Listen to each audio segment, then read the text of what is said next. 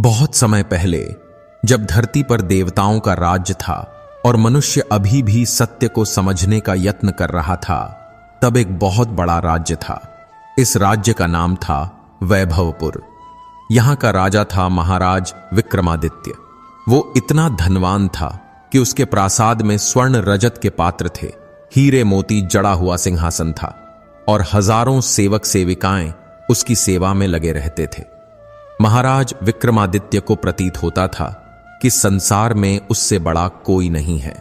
वो प्रतिदिन प्रातः काल उठकर अपने स्वर्ण दर्पण में अपना मुख देखता और मन में विचार करता, मैं कितना महान हूं, मेरे पास इतना धन है, इतनी शक्ति है, इतने जन मेरी पूजा करते हैं, ईश्वर भी मुझसे प्रसन्न होंगे। किंतु महाराज को यह ज्ञात नहीं था कि वास्तविक ईश्वर क्या चाहते हैं। वो हर दिन देवालय जाता था, बड़े बड़े पुरोहितों को बुलाता था, मूल्यवान पुष्प और स्वर्ण अर्पित करता था। उसको लगता था कि ईश्वर केवल धनवानों की ही सुनते हैं। उसी राज्य में बहुत दूर एक छोटे से ग्राम में रहता था एक निर्धन मनुष्य। उसका नाम था रामदास। रामदास के पास कुछ भी नहीं था, न गृह था, न धन था, न उत्तम वस्त्र थे। वो दिन भर परिश्रम करता था और संध्या को जो थोड़ा सा भोजन मिलता था उसी से निर्वाह करता था। लेकिन रामदास के हृदय में भगवान शिव के लिए अटूट प्रेम था। रामदास हर प्रातः काल उठकर नदी तट पर जाता था। वहां एक छोटा सा शिवलिंग था जो किसी पुरातन काल में स्थापित किया गया था। अब वो खंडित हो चुका था, उस पर काई जमी थी, लेकिन रामदास उसे अपना सर्वस्व मानता था। वो नदी से जल लाकर शिवलिंग पर चढ़ाता था, वन से पुष्प तोड़कर भगवान को अर्पित करता था। उसके पास दुग्ध नहीं था तो जल चढ़ाता था, घृत नहीं था तो सूखे पुष्प चढ़ाता था, लेकिन उसकी भक्ति में कोई कमी नहीं थी। एक दिन की बात है, रामदास अपनी नित्य की भांति शिवलिंग की पूजा कर रहा था। वो अपने फटे पुराने वस्त्रों में था, उसके हाथ परिश्रम से कठोर हो गए थे, लेकिन उसकी आंखों में अपार प्रेम था। वो भगवान से ऐसे वार्तालाप कर रहा था जैसे कि वो उसके समक्ष ही खड़े हों। हे बाबा भोलेनाथ, रामदास ने कहा, मेरे पास आपको देने के लिए कुछ विशेष नहीं है। न मेरे पास स्वर्ण है, न रजत है, बस यह निर्मल जल है और यह वन्य पुष्प हैं। लेकिन मेरा हृदय आपके लिए भरा हुआ है। आप सबके हैं, निर्धन के भी और धनवान के भी। मुझे ज्ञात है कि आप मुझसे प्रेम करते हैं। उसी क्षण आकाश में मेघ गरजे और एक विचित्र वायु चलने लगी। रामदास ने देखा कि शिवलिंग से एक नीली ज्योति निकल रही है। वो भयभीत नहीं हुआ, अपितु और भी प्रसन्न हो गया। उसे लगा कि संभवतः भगवान उसकी पूजा से प्रसन्न हैं। तभी वहां एक आकाशवाणी गूंजी। यह ध्वनि कहीं से आ रही थी, लेकिन कहीं दिखाई नहीं दे रही थी। ध्वनि में बहुत शांति थी, बहुत प्रेम था। रामदास, मेरे प्रिय भक्त, आकाशवाणी ने कहा। रामदास समझ गया कि यह भगवान शिव की वाणी है।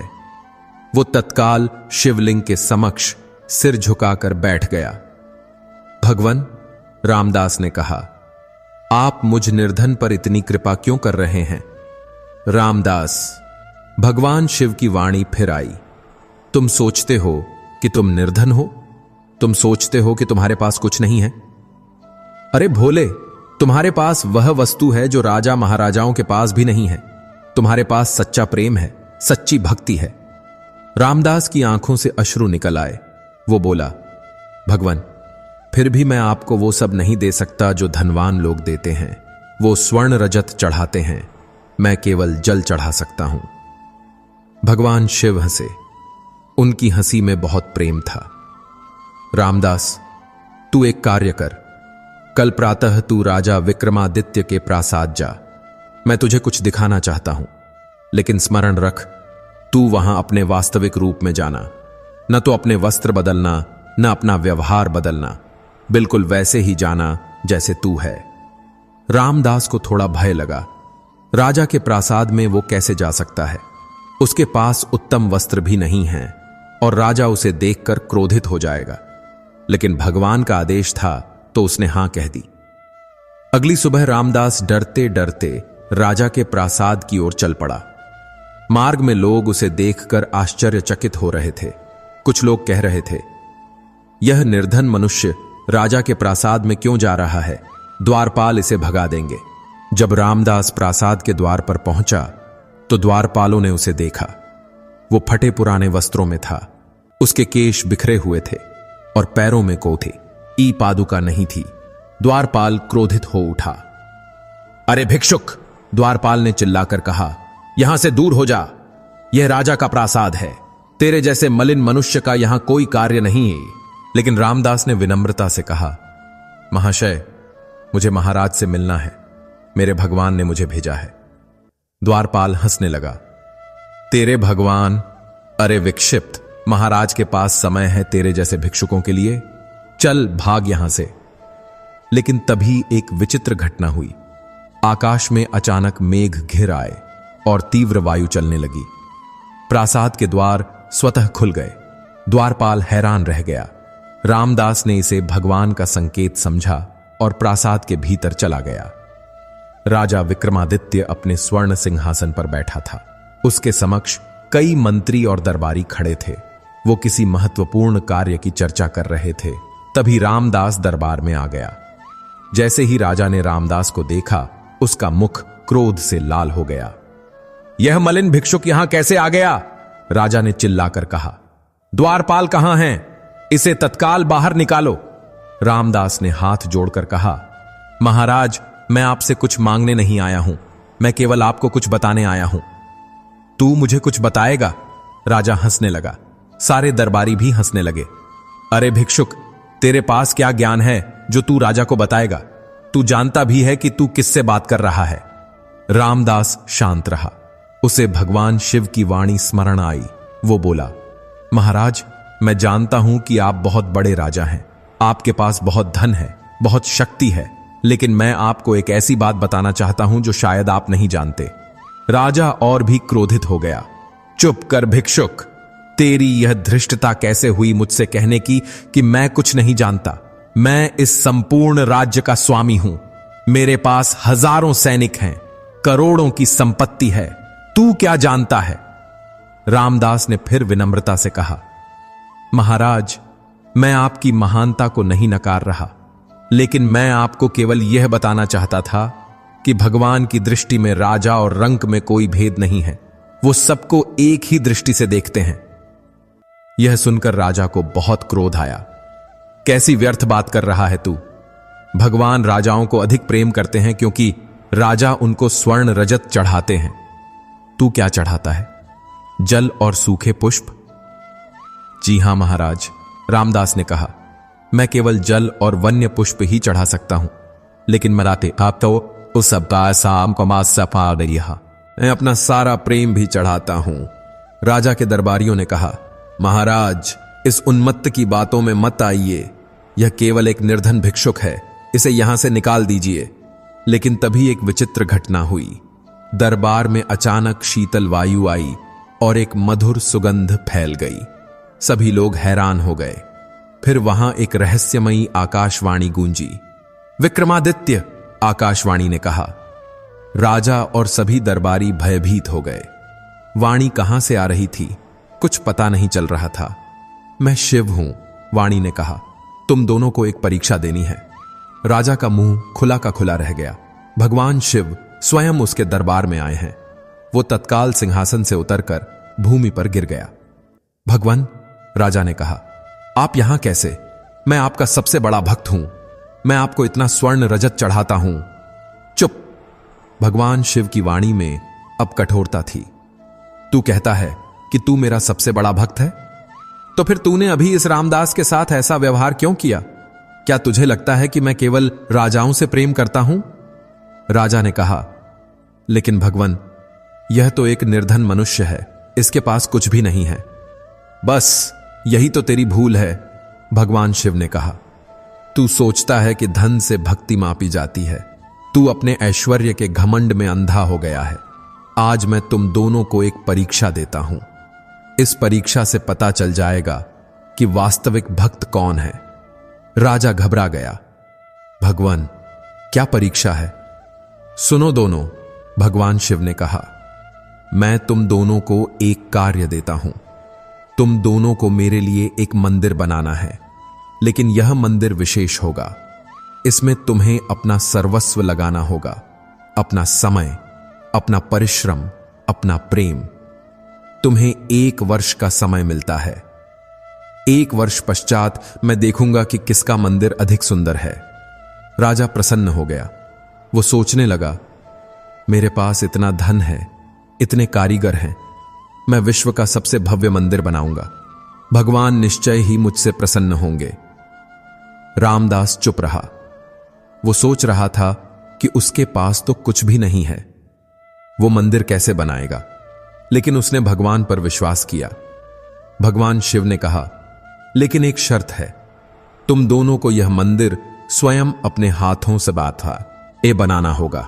राजा विक्रमादित्य, तू अपने सेवकों और कारीगरों की सहायता ले सकता है, लेकिन तुझे भी अपने हाथों से कार्य करना होगा।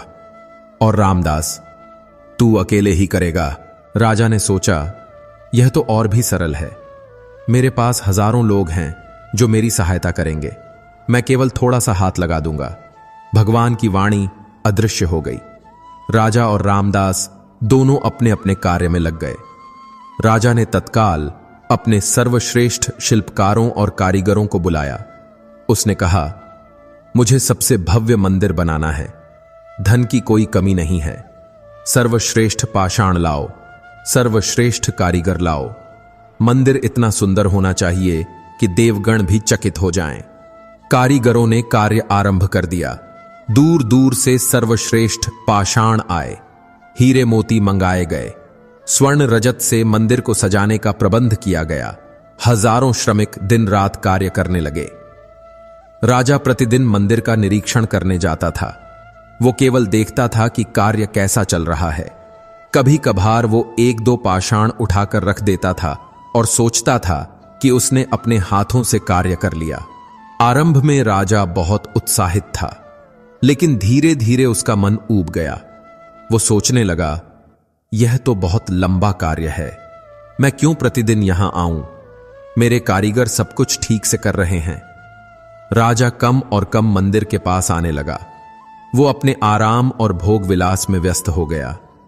कभी कभी वो सोचता था, भगवान को तो केवल मंदिर चाहिए, वो यह तो नहीं देखेंगे कि मैंने स्वयं कितना कार्य किया है। दूसरी ओर रामदास ने सोचा कि उसके पास धन नहीं है, तो वो कैसे मंदिर बनाएगा। वो नदी तट पर गया और भगवान शिव से प्रार्थना की। भगवान, रामदास ने कहा, आपने मुझे जो कार्य दिया है मैं उसे पूर्ण करना चाहता हूं, लेकिन मेरे पास कुछ भी नहीं है। आप ही बताइए कि मैं क्या करूं। भगवान शिव की वाणी आई, रामदास, तू अपने हृदय की सुन। जो तेरे पास है उसी से कार्य आरंभ कर। रामदास ने सोचा, उसके पास केवल अपने हाथ थे, अपना परिश्रम था और अपना प्रेम था। उसने निश्चय किया कि वो नदी तट पर ही एक छोटा सा मंदिर बनाएगा। रामदास ने पहले भूमि स्वच्छ की, फिर वो पर्वतों से पाषाण लाने गया। यह बहुत कठिन कार्य था। वो अकेला था और पाषाण भारी थे। उसकी पीठ दुखती थी, हाथों में छाले पड़ गए थे, लेकिन वो हार नहीं मानता था। हर पाषाण को लाते समय रामदास भगवान का नाम लेता था। हे शिव शंकर, यह पाषाण आपके लिए है, मेरा परिश्रम आपके लिए है। वो हर पाषाण को प्रेम से स्पर्श करता था, उसे स्वच्छ करता था और फिर सही स्थान पर रखता था। दिन बीतते गए। रामदास सुबह से शाम तक कार्य करता था।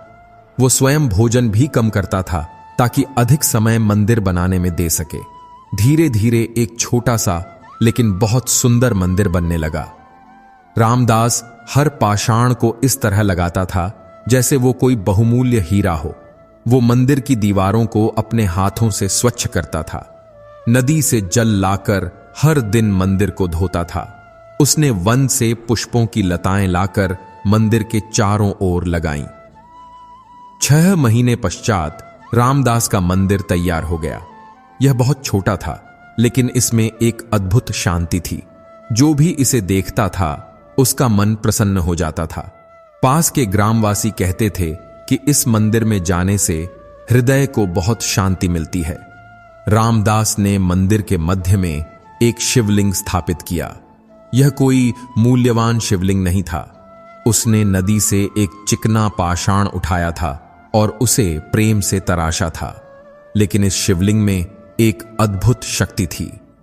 जब रामदास पूजा करता था तो लगता था कि सारा वातावरण आनंद से भर जाता है। पक्षी आकर मंदिर के चारों ओर चहचहाने लगते थे। पुष्प अपने आप खिल जाते थे। वायु में मधुर संगीत गूंजने लगता था। दूसरी ओर राजा का मंदिर भी बनकर तैयार हो गया था। यह विश्व का सबसे भव्य मंदिर था। इसकी दीवारों पर स्वर्ण की नक्काशी थी। छत पर हीरे मोती जड़े हुए थे। मंदिर के स्तंभ संगमरमर के थे जो दूर दूर से लाए गए थे। मंदिर के चारों ओर उद्यान थे जिनमें विश्व भर के सबसे सुंदर पुष्प लगे थे। राजा का मंदिर देखने में बिल्कुल स्वर्ग की भांति लगता था। दूर दूर से लोग इसे देखने आते थे। सभी कहते थे कि इतना सुंदर मंदिर उन्होंने कभी नहीं देखा। लेकिन एक विचित्र बात थी। राजा के मंदिर में जाकर लोगों को वो शांति नहीं मिलती थी जो रामदास के छोटे से मंदिर में मिलती थी। राजा के मंदिर में लोग केवल सुंदरता देखकर चकित होते थे, लेकिन उनका हृदय नहीं भरता था। 1 वर्ष पूर्ण हो गया। भगवान शिव ने कहा था कि वो 1 वर्ष पश्चात दोनों के मंदिर देखेंगे। उस दिन राजा बहुत प्रसन्न था। उसने प्रातः काल से ही अपने सर्वश्रेष्ठ वस्त्र पहने थे। उसके मंत्रियों और दरबारियों ने कहा था, महाराज, आपका मंदिर इतना सुंदर है कि भगवान निश्चय ही आपको विजय का पुरस्कार देंगे। राजा सोच रहा था कि जब भगवान उसकी प्रशंसा करेंगे तो वो रामदास को दिखाएगा कि वास्तविक भक्त कौन है। दोपहर का समय था। आकाश में अचानक मेघ घिर आए और मूसलाधार वर्षा होने लगी। राजा अपने प्रासाद में बैठा था और सोच रहा था कि भगवान कब आएंगे। तभी उसके एक सेवक ने आकर कहा, महाराज, एक विचित्र बात हुई है। आपके मंदिर में जल भर गया है और सारी सुंदरता बिगड़ गई है। स्वर्ण की नक्काशी उड़ गई है और हीरे मोती गिर गए हैं। राजा घबरा गया। वो तत्काल अपने मंदिर की ओर भागा। जब वो वहां पहुंचा तो देखा कि सच में उसका भव्य मंदिर बिगड़ गया था। जल से सारी सजावट नष्ट हो गई थी। अरे नहीं, राजा चिल्लाया, मेरा मंदिर, इतना धन लगाया था, अब मैं भगवान को क्या दिखाऊंगा। उसी समय राजा को स्मरण आया कि रामदास का मंदिर भी तो होगा। वो सोचने लगा कि शायद उसका मंदिर भी बिगड़ गया होगा। अगर दोनों के मंदिर नष्ट हो गए हैं तो फिर कोई हार जीत नहीं है। राजा तत्काल नदी तट पर रामदास के मंदिर की ओर गया, लेकिन जब वो वहां पहुंचा तो चकित रह गया। रामदास का छोटा सा मंदिर बिल्कुल ठीक था। वर्षा से उसे कोई हानि नहीं हुई थी, अपितु वर्षा के पश्चात वो और भी स्वच्छ और चमकदार लग रहा था। रामदास मंदिर के समक्ष बैठा था और भगवान का भजन गा रहा था। उसका मुख आनंद से चमक रहा था। वर्षा में भीगकर भी वो मुस्कुरा रहा था। राजा ने पूछा, रामदास, तेरे मंदिर को कुछ नहीं हुआ? रामदास ने कहा, महाराज, भगवान की कृपा है। जब मैंने यह मंदिर बनाया था तो मैंने हर पाषाण को इतने प्रेम से लगाया था कि वो सुदृढ़ हो गया। मैंने कोई चमक दमक नहीं लगाई थी, केवल अपना सच्चा प्रेम लगाया था। राजा को समझ नहीं आ रहा था। उसका मूल्यवान मंदिर बिगड़ गया और इस निर्धन का सादा मंदिर ठीक है। तभी फिर से भगवान शिव की वाणी गूंजी, विक्रमादित्य और रामदास, आओ, समय आ गया है कि मैं तुम्हारे कार्य देखूं। राजा डर गया। उसने कहा, भगवन, मेरे मंदिर को वर्षा ने नष्ट कर दिया है। मैं जानता हूं, भगवान शिव ने कहा, लेकिन यह कोई दुर्घटना नहीं थी। यह मेरी परीक्षा का एक अंश था। मैं देखना चाहता था कि तुम्हारे मंदिर कितने सुदृढ़ हैं। राजा चकित हो गया। अर्थात विक्रमादित्य, भगवान शिव ने कहा, तूने एक बहुत सुंदर मंदिर बनाया था, लेकिन उसमें तेरा प्रेम नहीं था, केवल तेरा धन था। तूने अपने हाथों से कार्य नहीं किया था। तूने केवल आदेश दिए थे और दूसरों से कार्य कराया था। इसलिए जब कठिन समय आया तो तेरा मंदिर टिक नहीं सका। राजा की आंखें नीची हो गईं। भगवान शिव ने आगे कहा, और रामदास, तूने एक छोटा सा मंदिर बनाया है। इसमें कोई स्वर्ण रजत नहीं है, कोई हीरे मोती नहीं है, लेकिन इसमें तेरा सच्चा प्रेम है। तूने हर पाषाण को अपने हाथों से छुआ है, अपने परिश्रम से लगाया है, इसलिए यह मंदिर सुदृढ़ है। राजा ने कहा, लेकिन भगवान, मेरे मंदिर में इतना स्वर्ण रजत था, क्या वो आपको अच्छा नहीं लगा? भगवान शिव ने कहा, विक्रमादित्य, तू अभी भी नहीं समझा।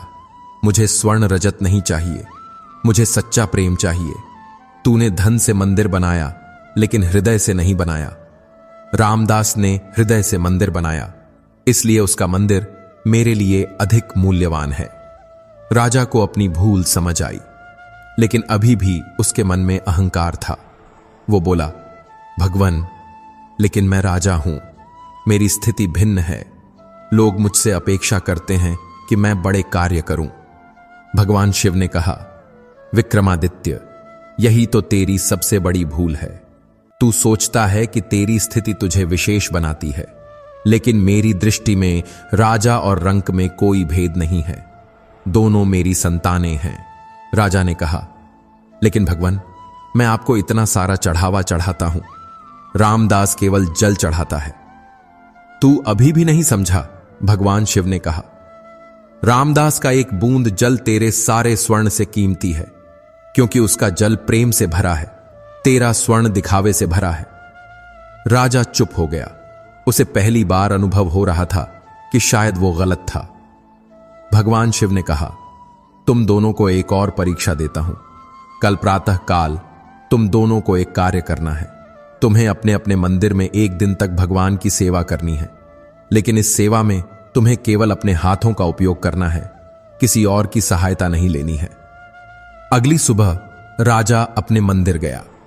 यद्यपि वर्षा से हानि हुई थी, फिर भी मंदिर बहुत बड़ा और भव्य था। राजा ने सोचा कि सेवा करना क्या कठिन है, न है। वो मंदिर में गया और पूजा आरंभ की, लेकिन राजा को ज्ञात नहीं था कि सेवा कैसे करते हैं। वो सदैव दूसरों से कार्य कराता था। उसने पहले तो मंदिर स्वच्छ करने का यत्न किया, लेकिन उसके कोमल हाथों में झाड़ू पकड़ना भी दुष्कर था। फिर उसने पुष्प चढ़ाने का यत्न किया, लेकिन उसे ज्ञात नहीं था कि पुष्प कैसे तोड़ते हैं। राजा थक गया। उसने सोचा, यह तो बहुत कठिन कार्य है, मैं राजा हूं, मुझसे यह सब नहीं होता। वो थोड़ी देर पश्चात ही मंदिर से चला गया। दूसरी ओर रामदास सुबह से ही अपने मंदिर में लगा था।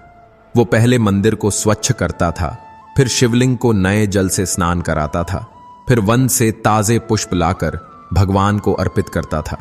वो दिन भर भगवान के भजन गाता रहता था। रामदास को थकान नहीं लग रही थी।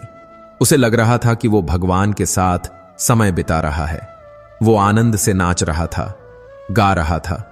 उसका मुख आनंद से चमक रहा था। संध्या को भगवान शिव फिर प्रकट हुए। इस बार वो दिखाई भी दिए। वो एक सामान्य मनुष्य की तरह लग रहे थे, लेकिन उनकी आंखों में अद्भुत शांति और प्रेम था। भगवान शिव पहले राजा के मंदिर गए। राजा बहुत प्रसन्न था। वो भगवान को अपने मंदिर की सुंदरता दिखाना चाहता था। भगवान, राजा ने कहा, देखिए, मैंने आपके लिए कितना सुंदर मंदिर बनाया है। इसमें इतना स्वर्ण रजत लगा है। भगवान शिव ने मंदिर देखा। वो चुप रहे। फिर उन्होंने पूछा, विक्रमादित्य, तूने इस मंदिर को बनाते समय क्या सोचा था? राजा ने कहा, मैंने सोचा था कि आपको प्रसन्न करना है, इसलिए सर्वश्रेष्ठ मंदिर बनाया। और तूने इसे कैसे बनाया? भगवान ने पूछा। राजा ने कहा, मैंने सर्वश्रेष्ठ कारीगर बुलाए, सर्वश्रेष्ठ सामग्री मंगाई। तूने स्वयं कितना कार्य किया? भगवान ने पूछा। राजा थोड़ा लज्जित हुआ। भगवान, मैं राजा हूं, मेरे और भी कार्य हैं। मैंने कभी कभी देखा था कि कार्य कैसा चल रहा है। भगवान शिव ने कहा, तो तूने इस मंदिर में अपना प्रेम नहीं, केवल अपना धन लगाया है। राजा ने कहा, लेकिन भगवान, धन भी तो काम आता है। मैंने आपके लिए सबसे मूल्यवान वस्तुएं लगाई हैं। भगवान शिव ने कहा, विक्रमादित्य, यदि कोई तुझे कोई वस्तु दे लेकिन उसमें प्रेम न हो तो तुझे कैसा लगेगा? राजा ने सोचा। उसवागी से समझ आया कि यदि कोई उसे बिना प्रेम के कुछ दे तो वो प्रसन्न नहीं होगा। भगवान शिव ने कहा, यही बात है, तेरा मंदिर सुंदर है लेकिन उसमें तेरा प्रेम नहीं है। चल अब रामदास का मंदिर देखते हैं। राजा और भगवान शिव रामदास के मंदिर गए। वर्षा रुक गई थी और सूर्य निकल आया था। रामदास का छोटा सा मंदिर सूर्य की रोशनी में चमक रहा था। चारों ओर हरियाली थी और पुष्पों की सुगंध आ रही थी। रामदास मंदिर के समक्ष बैठा था और भगवान का नाम जप रहा था। जब उसने भगवान शिव को देखा तो वो तत्काल उठकर उनके चरण स्पर्श करने लगा। उठ रामदास, भगवान शिव ने प्रेम से कहा, तू मुझसे भिन्न नहीं है। भगवान शिव ने रामदास के मंदिर को देखा। यह छोटा था, सादा था, लेकिन इसमें अद्भुत शांति थी। भगवान ने कहा, रामदास, तूने यह मंदिर कैसे बनाया? रामदास ने कहा, भगवान, मैंने हर पाषाण को अपने हाथों से छुआ है। हर पाषाण लगाते समय मैं आपका नाम लेता था। मैंने सोचा कि यह आपका गृह है तो इसे सर्वश्रेष्ठ बनाना चाहिए। मेरे पास धन नहीं था लेकिन मेरे पास प्रेम था। भगवान शिव मुस्कुराए। रामदास, तूने इस मंदिर में क्या क्या लगाया है? रामदास ने कहा, भगवान, मैंने अपना समय लगाया है, अपना परिश्रम लगाया है, अपना प्रेम लगाया है। हर दिन मैं यहां आकर आपसे वार्तालाप करता हूं। मुझे लगता है कि आप यहां मेरे साथ हैं। भगवान शिव ने राजा की ओर देखा। विक्रमादित्य, तूने देखा, रामदास ने अपना सर्वस्व इस मंदिर में लगाया है, तूने केवल अपना धन लगाया है। राजा ने कहा, लेकिन भगवान, धन भी तो महत्वपूर्ण है। नहीं, भगवान शिव ने कहा, धन केवल एक साधन है, असली वस्तु है प्रेम। तू धनवान है इसलिए तुझे लगता है कि तू विशेष है, लेकिन मेरी दृष्टि में तू और रामदास समान हो। राजा ने कहा, तो क्या मेरे ऐश्वर्य का कोई लाभ नहीं? भगवान शिव ने कहा, लाभ है, लेकिन केवल तभी जब तू उसे सही प्रकार से उपयोग करे। तेरे पास धन है तो तू निर्धनों की सहायता कर सकता है। तेरे पास शक्ति है तो तू लोगों की रक्षा कर सकता है, लेकिन यदि तू अपने ऐश्वर्य का घमंड करता है तो यह तेरे लिए विष है। राजा को समझ आने लगा। उसने कहा, भगवान, तो आप कह रहे हैं कि मेरे ऐश्वर्य और रामदास की नाव निर्धनता में कोई भेद नहीं? बिल्कुल, भगवान शिव ने कहा, मैं केवल हृदय देखता हूं। हृदय में प्रेम है या नहीं, यही मायने रखता है। राजा हो या रंक, धनवान हो या निर्धन, मेरे लिए सभी समान है। भगवान शिव ने आगे कहा, विक्रमादित्य, तू एक अच्छा मनुष्य है, लेकिन तेरे ऐश्वर्य ने तुझे अंधा बना दिया है। तू भूल गया है कि वास्तविक सुख धन में नहीं, प्रेम में है। राजा की आंखों में अश्रु आ गए। उसने कहा, भगवान, मुझे क्षमा कर दीजिए, मैं गलत था।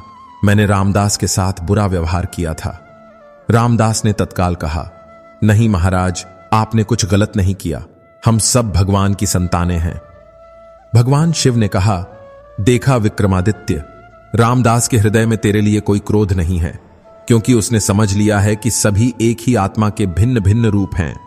राजा ने रामदास से कहा, रामदास भ्राता, मुझे क्षमा कर दो, मैंने तुम्हारे साथ बहुत बुरा व्यवहार किया था। रामदास ने कहा, महाराज, क्षमा की कोई बात नहीं, हम दोनों भगवान के भक्त हैं, हमारे मध्य कोई शत्रुता नहीं होनी चाहिए। भगवान शिव प्रसन्न हो गए। अच्छा है, अब तुम दोनों ने समझ लिया है कि वास्तविक बात क्या है। लेकिन भगवान शिव ने कहा, लेकिन अभी भी तुम्हारी परीक्षा पूर्ण नहीं हुई है। मैं तुम दोनों को एक और कार्य देता हूं। राजा और रामदास दोनों ने कहा, जी भगवान, बताइए। भगवान शिव ने कहा, तुम दोनों को 1 महीने तक एक दूसरे का स्थान लेना है। विक्रमादित्य, तू 1 महीने तक रामदास की भांति निर्धन बनकर रहेगा और रामदास, तू 1 महीने तक राजा बनकर रहेगा। राजा घबरा गया। भगवान, मैं निर्धन कैसे बन सकता हूं? मुझे नहीं ज्ञात कि निर्धनता में कैसे रहते हैं। रामदास भी डर गया। भगवान, मैं राजा कैसे बन सकता हूं? मुझे नहीं झात कि राज कार्य कैसे चलाते हैं। भगवान शिव ने कहा, यही तो मैं देखना चाहता हूं। क्या तुम दोनों एक दूसरे की कठिनाइयों को समझ सकते हो? क्या तुम एक दूसरे के स्थान पर स्वयं को रख सकते हो? राजा ने कहा, लेकिन भगवान, यह तो अत्यंत दुष्कर है। दुष्कर इसलिए लग रहा है क्योंकि तू दूसरों की कठिनाइयों को समझने का यत्न नहीं करता। भगवान शिव ने कहा, जब तू रामदास की भांति निर्धन बनकर रहेगा तब तुझे ज्ञात होगा कि निर्धनता क्या होती है, और जब रामदास राजा बनेगा तो उसे ज्ञात होगा कि राजा के उत्तरदायित्व क्या होते हैं। रामदास ने कहा, भगवान, यदि यह खबर ऐसा है आपकी इच्छा है तो मैं तैयार हूं। राजा भी मान गया। जैसी आपकी इच्छा भगवान। भगवान शिव ने अपनी शक्ति से राजा को निर्धन बना दिया और रामदास को राजा बना दिया, लेकिन यह केवल बाहरी परिवर्तन था। दोनों के हृदय वैसे ही रहे। प्रथम दिवस राजा को बहुत कठिन लगा। वो एक छोटी सी कुटिया में रहता था। उसके पास फटे पुराने वस्त्र थे। भोजन के लिए उसे परिश्रम करना पड़ता था। प्रथम दिवस वो बहुत परेशान हुआ। यह कैसा जीवन है, राजा ने सोचा।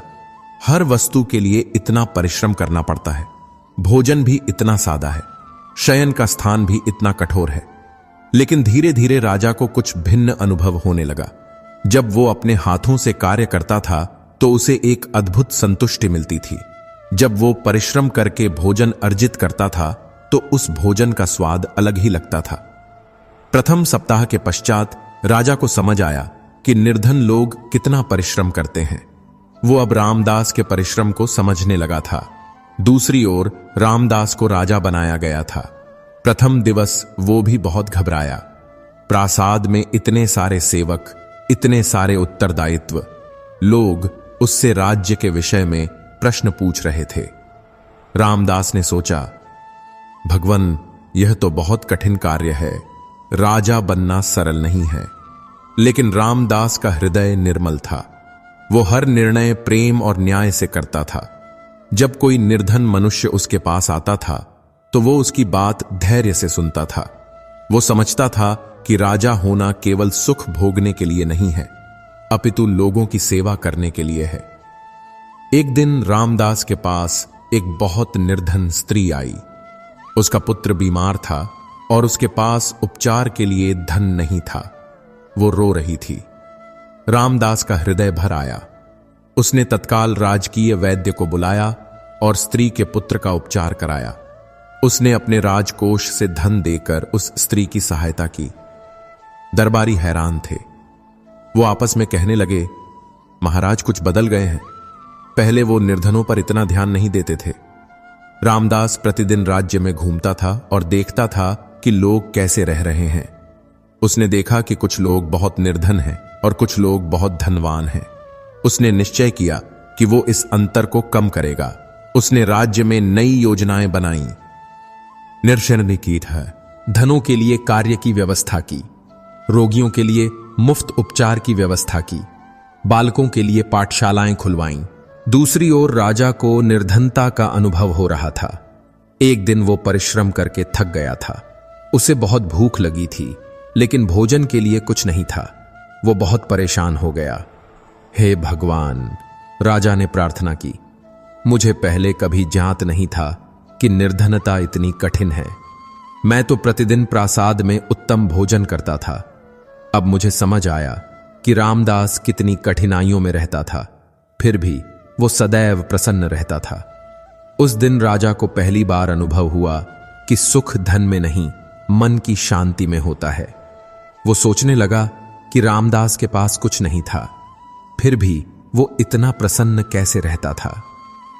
राजा ने उस रात्रि नदी तट पर जाकर शिवलिंग के समक्ष प्रार्थना की, भगवान शिव, मुझे समझ आया कि मैं कितना गलत था। मैंने सोचा था कि ऐश्वर्य मुझे आपके समीप ले आएगा, लेकिन वास्तव में मैं आपसे दूर हो गया था। 1 महीना बीत गया। राजा को निर्धनता की सच्चाई का पता चल गया था। वो समझ गया था कि जीवन कितना कठिन हो सकता है जब आपके पास कुछ नहीं होता। लेकिन उसने यह भी सीखा था कि सुख बाहरी वस्तुओं में नहीं, आंतरिक संतुष्टि में होता है। रामदास ने राजा के रूप में 1 महीना बिताया था। उसने देखा था कि राजा बनना केवल सुख भोगना नहीं है। राजा के बहुत सारे उत्तरदायित्व होते हैं। उसे सारी प्रजा का ध्यान रखना पड़ता है। हर निर्णय सोच समझकर करना पड़ता है। 1 महीना पूर्ण होने पर भगवान शिव फिर प्रकट हुए। उन्होंने राजा और रामदास को वापस अपने वास्तविक रूप में कर दिया। कैसा लगा? भगवान शिव ने पूछा। राजा ने कहा, भगवान, मुझे बहुत कुछ सीखने को मिला। मुझे पता चला कि निर्धन होना कितना कठिन है। मैंने हमेशा सोचा था कि निर्धन लोग आलसी होते हैं, लेकिन अब मुझे पता चला कि वो कितना परिश्रम करते हैं। रामदास ने कहा, भगवान, मुझे भी पता चला कि राजा बनना केवल आनंद करना नहीं है। राजा को हर समय अपनी प्रजा के विषय में सोचना पड़ता है। भगवान शिव मुस्कुराए। अच्छा है, अब तुम दोनों ने एक दूसरे की स्थिति को समझा है, लेकिन अभी भी एक सबसे महत्वपूर्ण बात शेष है। दोनों ने पूछा, क्या भगवान? भगवान शिव ने कहा, अब तुम्हें यह समझना है कि राजा होना या निर्धन होना केवल बाहरी बात है। वास्तविक बात यह है कि तुम्हारे भीतर क्या है। तुम्हारे हृदय में प्रेम है या घमंड है, दया है या क्रूरता है। भगवान शिव ने आगे कहा, विक्रमादित्य, तू राजा है तो तेरा उत्तरदायित्व है कि तू अपनी शक्ति का सही उपयोग करे, अपने ऐश्वर्य को निर्धनों की सहायता के लिए उपयोग करे, अपने अहंकार को छोड़कर विनम्र बने। और रामदास, भगवान ने रामदास की ओर देखा, तू निर्धन है लेकिन तेरे हृदय में ऐश्वर्य है, तेरे पास प्रेम का ऐश्वर्य है। तू अपने इस प्रेम को संसार में फैला। भगवान शिव ने कहा, तुम दोनों को अब एक साथ मिलकर कार्य करना है। विक्रमादित्य, तू अपनी शक्ति से लोगों की सहायता कर। रामदास, तू अपने प्रेम से लोगों के हृदयों को स्पर्श कर। राजा ने कहा, भगवान, हम कैसे एक साथ कार्य करेंगे? भगवान शिव ने कहा, सुनो, इस राज्य में एक बहुत बड़ी समस्या है। यहां धनवान और निर्धन के मध्य बहुत बड़ा अंतर है। धनवान लोग निर्धनों को नीची दृष्टि से देखते हैं और निर्धन लोग धनवानों से घृणा करते हैं। तुम दोनों को मिलकर इस समस्या का समाधान निकालना है।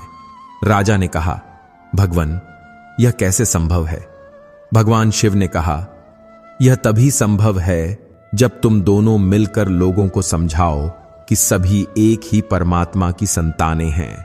राजा हो या रंक, सभी समान हैं। रामदास ने कहा, भगवान, लेकिन लोग मानेंगे कैसे? धनवान लोग तो निर्धनों को तुच्छ समझते हैं। भगवान शिव ने कहा, इसके लिए तुम्हें एक दृष्टांत बनना पड़ेगा। विक्रमादित्य, तुझे दिखाना पड़ेगा कि राजा होकर भी तू विनम्र हो सकता है। और रामदास, तुझे दिखाना पड़ेगा कि निर्धन होकर भी तू स्वाभिमान से जी सकता है। भगवान शिव ने आगे कहा, तुम दोनों एक साथ मिलकर एक नया मंदिर बनाओ। यह मंदिर न तो केवल धनवानों के लिए होगा, न केवल निर्धनों के लिए, यह सभी के लिए होगा। इसमें राजा और रंक दोनों एक साथ बैठकर मेरी पूजा करेंगे। राजा और रामदास दोनों को यह विचार उत्तम लगा। उन्होंने निश्चय किया कि वो मिलकर एक ऐसा मंदिर बनाएंगे जहां कोई भेदभाव नहीं होगा। राजा ने अपनी संपत्ति से मंदिर के लिए भूमि और सामग्री का प्रबंध किया, लेकिन इस बार वो केवल धन नहीं लगा रहा था, वो स्वयं भी अपने हाथों से कार्य कर रहा था। वो पाषाण उठाता था, गारा मिलाता था और परिश्रम करता था। रामदास अपना प्रेम और अनुभव लगा रहा था। वो राजा को सिखाता था कि कार्य कैसे करना चाहिए।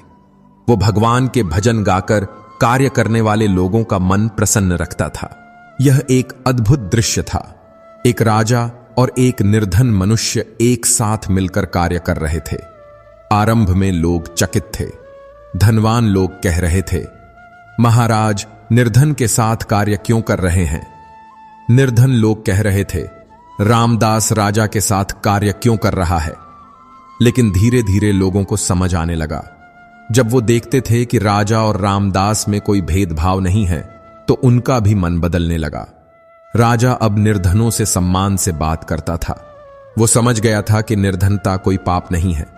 रामदास धनवानों से भी प्रेम से मिलता था। वो समझता था कि ऐश्वर्य भी भगवान का दिया गया वरदान है, बस उसका सही उपयोग होना चाहिए। मंदिर बनाने में 3 महीने लगे। यह मंदिर न तो बहुत भव्य था, न बहुत सादा था। यह बिल्कुल संतुलित था। इसमें सुंदरता भी थी और सादगी भी थी। सबसे विशेष बात यह थी कि इस मंदिर में राजा और निर्धन के लिए अलग अलग स्थान नहीं थे। सभी एक ही स्थान पर बैठकर भगवान की पूजा कर सकते थे। जब मंदिर तैयार हो गया तो भगवान शिव फिर प्रकट हुए। इस बार वो अपने वास्तविक स्वरूप में आए थे। उनके शीश पर जटा थी, गले में नाग था, हाथ में त्रिशूल था, लेकिन उनकी आंखों में असीम प्रेम था। वाह, भगवान शिव ने कहा, यह तो बहुत सुंदर मंदिर है। इसमें मुझे वो वस्तु दिखाई दे रही है जिसकी मुझे खोज थी। राजा ने पूछा, क्या भगवान? एकता, भगवान शिव ने कहा। इस मंदिर में धनवान और निर्धन की एकता है, राजा और रंक की एकता है। यही तो मैं चाहता था। भगवान शिव ने कहा, विक्रमादित्य, अब तू समझ गया है कि वास्तविक ऐश्वर्य क्या है। वास्तविक ऐश्वर्य हृदय का ऐश्वर्य है। तेरे पास स्वर्ण रजत है, यह अच्छी बात है, लेकिन यदि तू इसका घमंड करता है तो यह तेरे लिए विश्व बन जाता है। राजा ने कहा, जी भगवान, अब मुझे समझ आया है। मैं अपनी संपत्ति का उपयोग लोगों की भलाई के लिए करूंगा। भगवान शिव ने रामदास से कहा, और रामदास, तू भी समझ गया है कि निर्धनता कोई लज्जा की बात नहीं है। तेरे पास भले ही धन न हो, लेकिन तेरे पास प्रेम का ऐश्वर्य है। यह किसी भी स्वर्ण रजत से मूल्यवान है। रामदास ने कहा, जी भगवान, मैं अपने प्रेम को संसार में फैलाऊंगा। भगवान शिव ने कहा, उत्तम, लेकिन अब तुम्हें अवतारित है। आरी वास्तविक परीक्षा आरंभ होती है। अब तुम्हें दूसरे लोगों को भी यह सिखाना है कि राजा और रंक में कोई भेद नहीं है। दोनों ने पूछा, कैसे भगवान? भगवान शिव ने कहा, इसके लिए तुम्हें अपने जीवन से दृष्टांत देना होगा। विक्रमादित्य, तुझे दिखाना होगा कि राजा होकर भी तू निर्धनों की सेवा कर सकता है। रामदास, तुझे दिखाना होगा कि निर्धन होकर भी तू समाज में योगदान दे सकता है।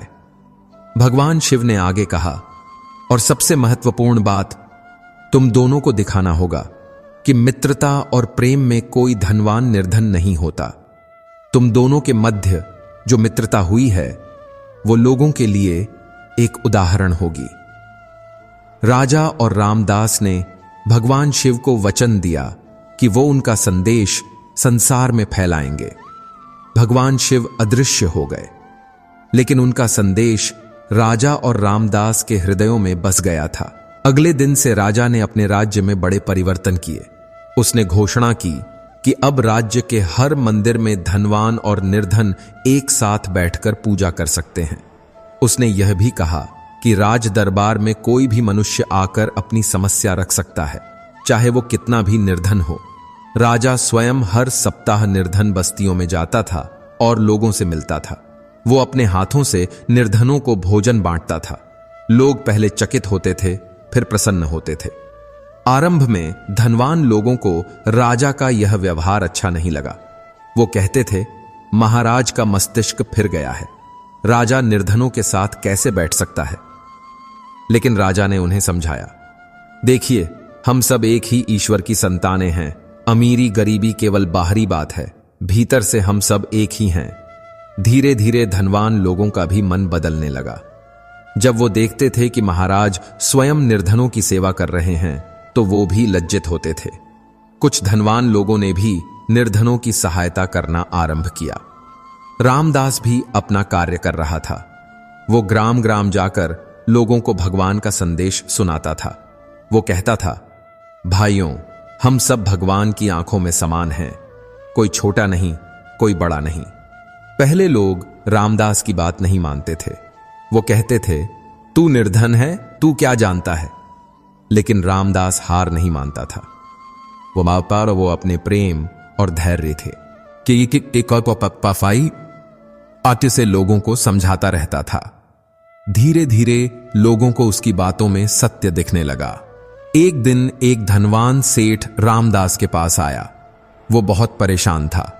उसका पुत्र बहुत बीमार था और कोई उपचार काम नहीं कर रहा था। सेठ ने कहा, रामदास, मैंने सुना है कि तुम भगवान के बहुत प्रिय हो। तुम भगवान से प्रार्थना करो कि मेरा पुत्र ठीक हो जाए। मैं तुम्हें बहुत सारा धन दूंगा। रामदास ने कहा, सेठ जी, मैं अवश्य प्रार्थना करूंगा, लेकिन मुझे धन नहीं चाहिए। बस आप एक वचन दीजिए। सेठ ने कहा, क्या वचन? रामदास ने कहा, आप वचन दीजिए कि यदि आपका पुत्र ठीक हो गया तो आप निर्धनों की सहायता करेंगे। आप उन्हें नीची दृष्टि से नहीं देखेंगे। सेठ ने सोचा।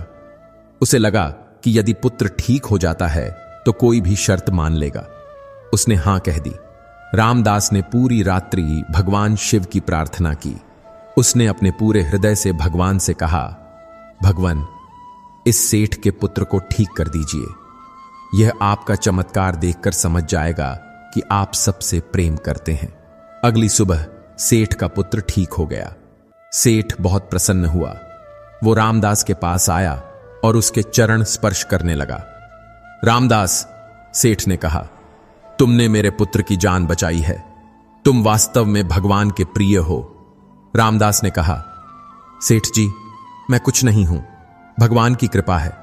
अब आप अपना वचन स्मरण रखिएगा। सेठ ने अपना वचन निभाया। उसने निर्धनों की सहायता करना आरंभ किया। वो अब निर्धनों को नीची दृष्टि से नहीं देखता था। इस घटना की खबर पूरे राज्य में फैल गई। लोग कहने लगे, रामदास में कोई दिव्य शक्ति है, वो भगवान का सच्चा भक्त है। लेकिन रामदास हमेशा कहता था, मैं कुछ विशेष नहीं हूं, भगवान सबसे प्रेम करते हैं, बस हमें सच्चे हृदय से उनसे प्रार्थना करनी चाहिए। इधर राजा भी अपना कार्य कर रहा था। वो हर दिन दरबार में निर्धन लोगों की समस्याएं सुनता था। उसने राज्य में नए नियम बनाए। अब कोई भी मनुष्य किसी को उसकी निर्धनता या अमीरी के आधार पर तुच्छ नहीं कह सकता था। राजा ने यह भी नियम बनाया कि हर धनवान मनुष्य को निर्धनों की सहायता करनी होगी। यदि कोई धनवान मनुष्य निर्धनों को नीची दृष्टि से देखेगा तो उसे दंड मिलेगा। धीरे धीरे राज्य में परिवर्तन आने लगा। धनवान और निर्धन के मध्य की दूरी कम होने लगी। लोग एक दूसरे की सहायता करने लगे। लेकिन सबसे बड़ा परिवर्तन नए मंदिर में दिखा। जब यह मंदिर पूर्ण हो गया तो इसका उद्घाटन करने के लिए पूरे राज्य के लोग आए। राजा और रामदास ने साथ मिलकर मंदिर का उद्घाटन किया। उद्घाटन के दिन एक अद्भुत दृश्य था। राजा और रामदास एक साथ बैठकर भगवान की पूजा कर रहे थे। उनके साथ धनवान सेठ भी बैठे थे और निर्धन श्रमिक भी। सभी एक साथ भगवान के भजन गा रहे थे। लोग चकित थे। पहले तो उन्होंने कभी राजा को निर्धनों के साथ बैठते नहीं देखा था, लेकिन आज राजा स्वयं निर्धनों के साथ बैठा था, और वो भी बिल्कुल सामान्य भाव से। राजा ने लोगों से कहा, हे प्रजाजनों, आज मैंने एक बहुत बड़ा सत्य सीखा है। हम सब भगवान की आंखों में समान हैं। राजा होना या निर्धन होना केवल बाहरी बात है। वास्तविक बात यह है कि हमारे हृदय में क्या है। रामदास ने भी कहा, भाइयों, मैं एक निर्धन मनुष्य हूं, लेकिन भगवान ने मुझे सिखाया है कि निर्धनता कोई अभिशाप नहीं है। यदि हमारे हृदय में प्रेम है तो हम सबसे धनवान हैं। एक वृद्ध जन ने खड़े होकर कहा, लेकिन महाराज, धनवान और निर्धन में भेद तो होता ही है। धनवान के पास सुविधाएं हैं, निर्धन के पास नहीं हैं। राजा ने कहा, आप सत्य कह रहे हैं काका, बाहरी तौर पर भेद है, लेकिन मैंने सीखा है कि यह भेद भगवान की दृष्टि में कोई मायने नहीं रखता। भगवान केवल हमारे हृदय को देखते हैं। एक धनवान स्त्री ने कहा, लेकिन महाराज, यदि सब समान हैं तो फिर परिश्रम करने का क्या लाभ? फिर तो सब आलसी हो जाएंगे। रामदास ने उत्तर दिया, बहन जी, समान होने का अर्थ यह नहीं है कि हम परिश्रम न करें। परिश्रम तो करना ही चाहिए, लेकिन हमें यह नहीं सोचना चाहिए कि परिश्रम से मिली सफलता हमें दूसरों से श्रेष्ठ बनाती है। राजा ने कहा, बिल्कुल सत्य कहा रामदास ने। परिश्रम करना उत्तम बात है, सफल होना भी उत्तम बात है, लेकिन अपनी सफलता का घमंड करना अनुचित है। एक युवक ने पूछा, तो महाराज, यदि कोई मनुष्य बहुत परिश्रम करके धनवान बन जाए तो क्या वो गर्व नहीं कर सकता? राजा ने सोचा। उसने कहा, गर्व और घमंड में भेद है वत्स। अपने परिश्रम पर संतोष होना उत्तम बात है, लेकिन दूसरों को तुच्छ समझना अनुचित है। रामदास ने कहा, हां भ्राता, प्रसन्न होना और घमंड करना भिन्न बातें हैं। जब हम प्रसन्न होते हैं तो हम दूसरों के सुख में अन्य भी सुखी होते हैं, लेकिन जब हम घमंड करते हैं तो हम दूसरों को नीचा दिखाने का यत्न करते हैं। इस प्रकार राजा और रामदास ने लोगों को समझाना आरंभ किया। यह सरल कार्य नहीं था। सदियों से लोगों के मन में यह बात बैठी थी कि धनवान बड़े होते हैं और निर्धन छोटे होते हैं, लेकिन राजा और रामदास हार नहीं मानते थे। वो प्रतिदिन नए नए प्रकार से लोगों को समझाते थे। राजा अपने दृष्टांत से दिखाता था कि राजा होकर भी विनम्र हो सकते हैं।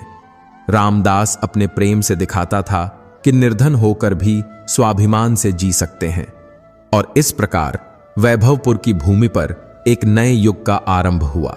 यह वह युग था जहां मनुष्य का मूल्यांकन उसके धन या पद से नहीं, अपितु उसके हृदय की शुद्धता और कर्मों की महानता से होता था।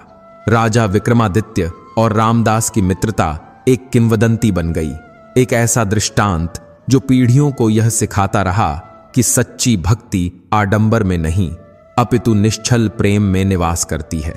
उनका बनाया हुआ वह मंदिर केवल ईंट पत्थरों की संरचना नहीं, बल्कि उस शाश्वत सत्य का प्रतीक बन गया जो स्वयं महादेव ने उन्हें सिखाया था। वह सत्य यह था कि ईश्वर के दरबार में कोई राजा नहीं होता और कोई रंक नहीं होता। वहां तो केवल भक्त होता है और उसकी भक्ति होती है। यह कथा हमें स्मरण कराती है कि सबसे मूल्यवान चढ़ावा स्वर्ण रजत के थाल नहीं, अपितु श्रद्धा से भरा हुआ हृदय है। सबसे बड़ा सिंहासन सत्ता का आसन नहीं, अपितु विनम्रता से झुका हुआ शीश है। और सबसे महान राज्य वह है जिसकी नींव धन संपदा पर नहीं, बल्कि करुणा, समानता और प्रेम पर रखी गई हो। भगवान शिव का यह अनोखा संदेश आज भी उतना ही सत्य है कि जब हृदय में भक्ति सच्ची हो तो एक निर्धन का चढ़ाया जल का एक लोटा भी किसी सम्राट के संपूर्ण खजाने से अधिक मूल्यवान हो जाता है।